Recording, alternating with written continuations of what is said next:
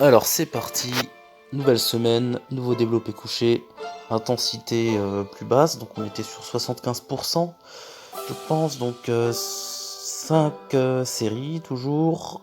J'ai fait 2 séries 8 reps et 3 séries de 6 qui passent tranquille, hein. Donc là, première série à 8, aucune série poussée à l'échec, hein, bien sûr. Et la dernière série de 6, sachant que j'étais un petit peu malade. Et là, au moment où je fais le voice-over, je suis encore plus malade. Donc j'espère que ça va pas pourrir ma semaine d'entraînement. On verra ça pour la suite. Alors, sachant que j'étais malade mardi, je me suis entraîné mercredi, donc j'ai décalé d'un jour les séances. 5x5 au soulevé de terre en vidéo, donc à 145 kg. Toujours en touch and go, en retenant la négative, donc ça pique bien comme il faut. On continue la progression. Ensuite, j'ai filmé également le squat avec pause que j'ai intégré dans ma séance du mardi pour travailler la technique et vraiment cette amplitude que vu que je commençais à galérer pendant la séance de vendredi. Donc j'ai bossé là-dessus, j'ai intégré 5 séries, donc là 5 séries de 2, très peu de reps pour éviter toute dégradation technique qui pourrait être liée à trop de répétitions, des séries trop longues, mais pas mal de séries pour quand même avoir un volume de travail intéressant. Alors c'est parti jeudi pour l'entraînement du dos, donc toujours en décalé. Robin Bûcheron pour commencer, 3 séries de 9 à 50 kg. J'ai filmé la première et la troisième série. Donc toujours assez chaud pour la poigne, mais je commence quand même un petit peu à m'habituer. Sachant que j'ai plutôt un bon grip de base. En tout cas ça se renforce assez vite chez moi. Donc là la première série. Voilà, donc j'ai filmé un peu plus de dos cette semaine. J'ai filmé 3 exercices je crois. Parce que j'ai essayé notamment une nouvelle machine dont je vais parler tout à l'heure. Donc la deuxième série. Donc vraiment un bon exercice. Alors au niveau du dos j'ai beaucoup plus de force que ça. Je pourrais mettre beaucoup plus que 50 kg, mais c'est bien la poigne qui limite. En fait l'exercice est bon pour le dos malgré la charge relative. Mais c'est essentiellement pour la poigne, pour le plaisir que je fais l'exercice. Alors là j'ai mal pris l'halter, du coup la poigne côté gauche commençait un petit peu à lâcher. Mais bon, on y arrive. Donc là l'exercice que j'ai testé, c'est une nouvelle machine qui vient d'arriver. Donc la trajectoire est sympa, la machine est plutôt cool. Ça tape bien dans les dorsaux. Mais comme on peut le voir, j'ai le poignet qui se casse au bout. Et donc ça c'est un peu dommage. Que je sais qu'il y a une machine à peu près similaire qui existe et qu'on peut utiliser en supination, mais celle-là on peut pas. Donc c'est assez embêtant. Mais bon. Donc voilà, bonne machine, mais malheureusement ce truc-là est un peu embêtant. Ensuite le tirage en prise neutre, toujours avec semi-neutre, supination neutre, avec la prise mag. Donc là j'ai filmé la deuxième série, mais j'avais filmé une troisième, malheureusement pas très bien cadrée. Là je trouve que je penche trop en arrière. La dernière série j'ai essayé de rester le plus droit possible quoi. En tout cas super exercice comme d'hab. Donc on passe au push le lendemain, donc vendredi. Développé couché prise serrée, 6 répétitions à 107,5, donc plutôt content.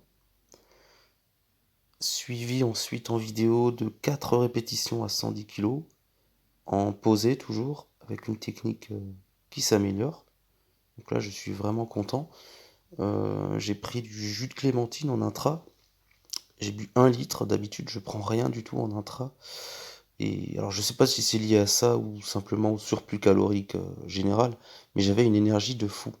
C'est vrai qu'en général sur les pushs je ressens énormément le quand je prends du poids ou quand je suis en excédent calorique, je le ressens directement. Donc vraiment excellente séance, même sur les exercices d'après. Donc là en vidéo, le squat, une single à 142,5 kg. Ça paraît un peu plus dur que je ne le pensais, mais bon, j'ai plus l'habitude. Par contre, l'amplitude est vraiment nickel, donc je suis content. Ensuite, j'ai fait 3 back-off à 130 kg, 3 x 3 à 130, sachant que c'est la semaine intensité haute, et que la semaine prochaine, je descendrai de nouveau à des intensités un petit peu plus basses. Donc là, la dernière série du squat en vidéo. Après ça, il y a le SSB, donc j'ai filmé aussi une série de SSB, j'ai fait 3 x 6 à 105 kg. Et le SSB, c'était la guerre aussi aujourd'hui. Donc voilà, je vous laisse avec la vidéo.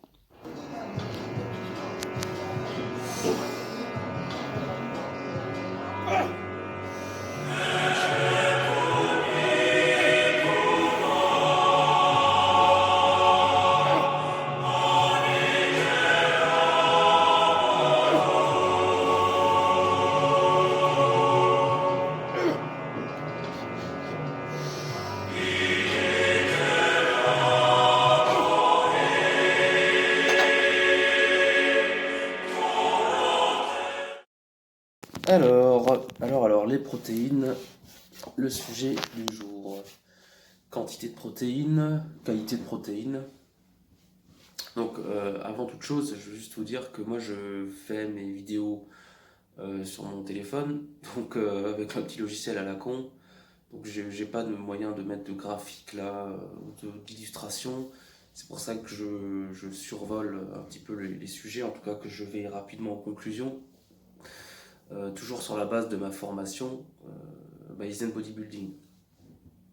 Donc, autre chose, ces vidéos-là servent avant tout de carnet d'entraînement, en vidéo, format vidéo, de montrer et commenter mon entraînement chaque semaine, notamment les exercices de base. Et je donnerai aussi des infos sur, effectivement, sur ma composition, l'évolution de ma composition corporelle, sachant que là, je me suis lancé dans une prise de masse pendant quelques mois. Là, je suis à 3100 calories pour 83 kilos. Et je vais pas raisonner forcément en termes de prise de poids, mais en termes de body fat à ne pas dépasser. Donc voilà. Ça c'est bon pour ça. Et maintenant on passe aux protéines. Donc là encore, je vais donner les éléments que j'ai appris dans mon cours. Et tout simplement. Donc si vous avez d'autres études, d'autres infos, d'autres youtubeurs en tête dont les infos, dont les conclusions sont en opposition avec les miennes, il n'y a pas de souci, c'est le principe du débat. Donc en termes de quantité, le consensus, ce qui ressort des différentes méta-analyses qui sont présentées du coup dans la formation, c'est que 1,8 g de protéines par kilo de poids de corps, c'est vraiment la limite haute en termes pour performer en fait. Donc, et elle comporte cette valeur, déjà une marge d'erreur. Donc en gros, si on se dit ouais mais moi je vais prendre 2 grammes parce que on sait jamais s'il y a des erreurs éventuellement, mais en fait ces 1,8 g comportent déjà cette marge d'erreur. Donc les chercheurs ont déjà pensé à ça. Donc on peut considérer effectivement que 1,8 g c'est une très bonne valeur à suivre à peu près. Pour les femmes, ce sera un petit peu moindre, parce que les femmes catabolisent moins en fait. Donc les femmes ont moins de capacité à dégrader les protéines, et du coup elles ont moins besoin de protéines. Autre chose, donc on peut tourner pour les femmes plutôt autour d'1,5 g de protéines par kilo de poids de corps. Autre chose, on entend souvent dire oui mais ça doit être proportionnel à l'intensité de l'entraînement, si on fait beaucoup de volume, beaucoup d'intensité, forcément on a besoin de plus de protéines que quelqu'un qui s'entraîne très peu, etc. C'est vrai. Et du coup, il faut penser en termes de fourchette. Et les 1,8 g, ce sera vraiment adapté aux gens qui justement dégradent beaucoup de protéines, s'entraînent très dur, s'entraînent beaucoup, etc. Ce qui normalement devrait déjà être votre cas. Vous devriez normalement avoir un volume et une intensité adaptés à votre niveau et donc la question se pose même pas. Donc ça c'est pour les protéines. Donc on entend aussi, ouais mais les pratiquants très avancés, les gros bodybuilders ont besoin de plus de protéines. Alors là je ne parle pas de la question du dopage. On va dire pour des bodybuilders naturels, ils ont besoin de plus de protéines parce que voilà, ils sont plus avancés. En fait non, en fait plus on est avancé, moins on va être capable de cataboliser malgré des entraînements de ouf quoi. Il y a des études qui ont été faites sur des bodybuilders qui faisaient du bro split, des séances de biceps de 3-4 heures avec un volume interminable. Et les mecs, finalement, en très peu de temps, avaient besoin de moins de protéines que nécessaire pour régénérer, pour récupérer en fait. Donc, en fait, plus on avance, plus on est avancé malgré un gros volume, moins on catabolise en fait.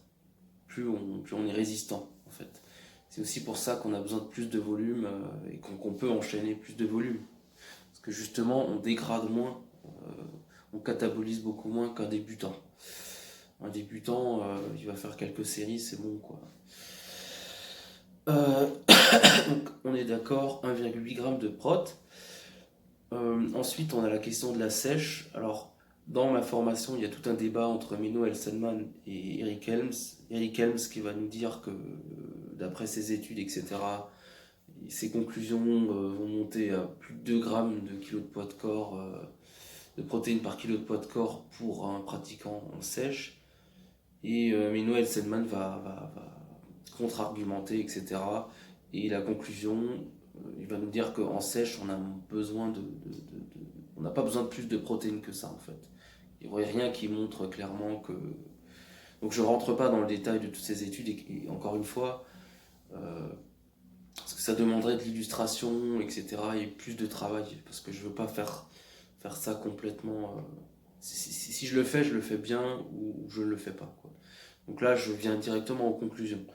Donc, même en sèche, on peut rester à 1,8 ou 2 grammes par kilo de poids de corps. Sachant que si vous prenez plus de protéines que cette recommandation, c'est pas très grave. Alors, certes, si vous montez à des taux pas possibles, ça peut être dangereux pour les reins, mais sinon, c'est pas très grave. Ça va simplement, le corps va simplement utiliser ce surplus de protéines comme substrat pour produire autre chose. Par exemple du glucose avec le processus de néoglucogénèse. Et voilà, donc c'est pas, ça va juste servir à rien, ça va pas poser en soi plus de problèmes.